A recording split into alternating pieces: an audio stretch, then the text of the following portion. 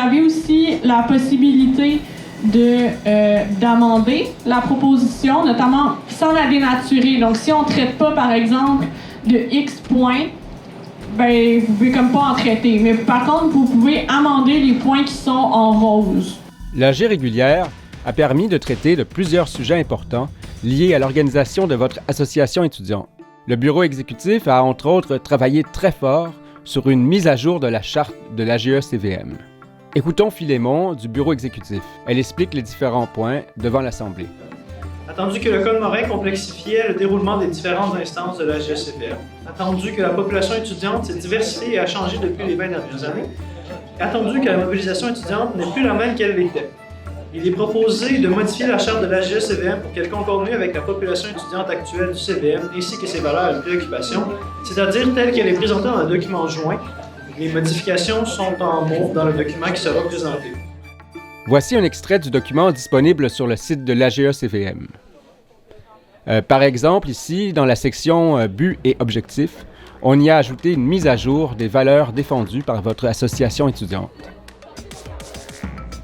Puis je vais passer directement au point du Code des Renault, parce qu'on passe du Code Morin au Code des Renault. Le Code des Renault se trouve en ligne, ça fait 9 pages au lieu de faire 130 pages. Le Code Morin avec un coût d'achat de 50 $. Donc les procédures vont être beaucoup plus claires pour tout le monde. C'est simplifié.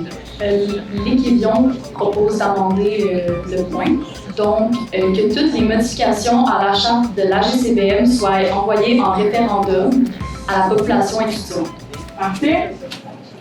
Il n'y a pas de demande de vote. L'amendement est donc adopté à l'unanimité.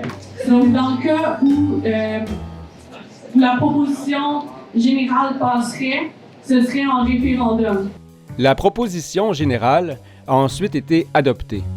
Il y aura donc un référendum omnivox durant la semaine du 17 février prochain, portant sur la modification de la charte. Votre association étudiante vous tiendra informé. En visuel, propose l'adoption du budget hiver 2025, Chien-Lé, tremplin deck appui. Est-ce qu'il y a des interventions à recevoir sur la proposition de budget? Donc, avec 2000 $ actuellement, c'est vraiment très peu. Surtout qu'il y a un gros projet d'art performatif par la GSCVM. Donc, c'est pour ça qu'on demande 1500 $ de plus. Parfait. Est-ce qu'il y a des interventions à recevoir sur la proposition d'agrandement d'augmenter la case de 1500 $? Est-ce qu'il y a d'autres interventions à recevoir sur le point budget?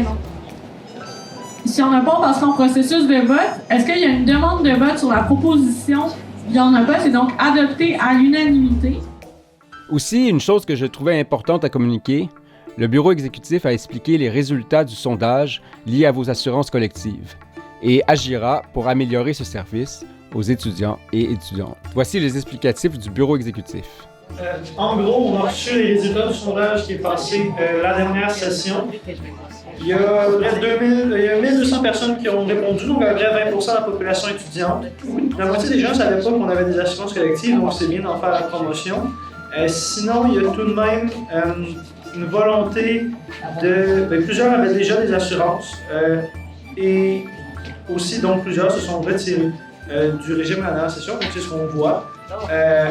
Sur les, dans le fond, les 1200, à peu près, ceux qui savaient qu'il y avait une assurance, à peu près la moitié qui s'était retirée. Ce qui est en travail actuellement, c'est qu'on modifie la couverture d'assurance. Donc, il y a des rencontres prochainement avec les assureurs pour avoir quelque chose de plus adapté à la population étudiante en fonction du sondage. Mais c'est ce qui fait le tour, pour l'instant, des résultats qu'on a.